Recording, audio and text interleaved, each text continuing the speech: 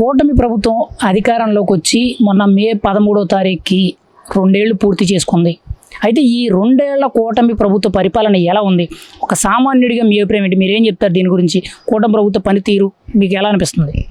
కూటమి ప్రభుత్వం పనితీరు అంటే, కూటమి ప్రభుత్వం ఏర్పడిన తర్వాత 2 సంవత్సరాల నుంచి కూడా ఒక రైతులకు కానీ, ఒక కార్మికులకు కానీ, యువతకు కానీ అన్ని విధాల బాగానే ఉందండి. కూటమి ప్రభుత్వం బాగా పనిచేస్తుంది. పింఛన్లు ఇవ్వడంలో కానీ, సంక్షేమ పథకాలు ఇవ్వడంలో కానీ, అలాగే రోడ్లు వేయటం, అలాగే కొన్ని మినరల్ వాటర్ ప్లాంట్లు పెడతాం, అలాగే ప్రజలకి దావత్ ఎక్కడుందో చూసి ఎక్కడైతే ఇబ్బంది పడుతున్నారో వాళ్ళకి ట్యాంకుల ద్వారాగా వాటర్ ట్యాంకులు కడతంలో కానీ, అలాగే వాటర్ విషయంలో తగ్గకుండా వాటర్ కానీ, అలాగే రోడ్లు కానీ, కరెంటు కూడా ఇంతవరకు రూపాయి కూడా పెంచాల, ఒక బిల్లు కూడా పెంచాల కరెంటు బిల్లు ఎక్కిన తర్వాత. ఎందుకంటే ప్రజలు కూడా కొద్దిగా అందరూ ఆలోచిస్తున్నారు. మరి మీకు కూటమి ప్రభుత్వం పరిపాలన అన్ని విధాలుగా బాగుందంటారా? బాగుంది. మరి వైసీపీ నాయకులు కూటమి ప్రభుత్వ పరిపాలన ఏమీ బాగోలేదని చెప్పి రోడ్ల మీదకి వచ్చి నిరసనలు తెలియజేస్తున్నారు.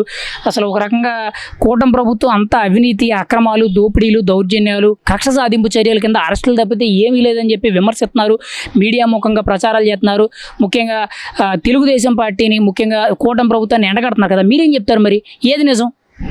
ఏమండి, మీరు ఇంతకుముందు కూడా మీరు దాంట్లో పనిచేస్తున్నారు. ఇంతకుముందు వాళ్ళ దగ్గర మీరు వాయి తీసుకుని ఉన్నారు. మరి ఇప్పుడు ఇలా మరి సామాన్య ప్రజల దగ్గర కూడా తీసుకుంటున్నారు.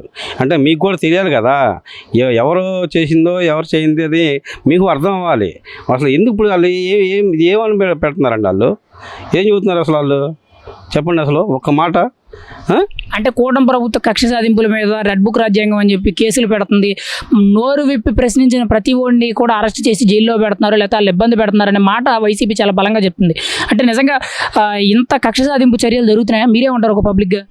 ఏమంటే ఒక సామాన్యమైన కార్యకర్త ఎవరైనా కానీ ఇంతకుముందు ప్రభుత్వంలో ఏదైనా ఒక మాట కానీ, ఏదన్నా సోషల్ మీడియాలో ఒక పోస్ట్ పెట్టినా సరే, ఒక మాట అన్నా సరే, ఆ చిన్న కార్యకర్త అయినా సరే ఆఖరికి, ఎందుకంటే వాళ్ళ స్థాయిని మించి కూడా వీళ్ళని ఈ కార్యకర్తలను తీసుకెళ్ళి కేసులు పెట్టించిన ఘనత వాళ్ళకు ఉందండి.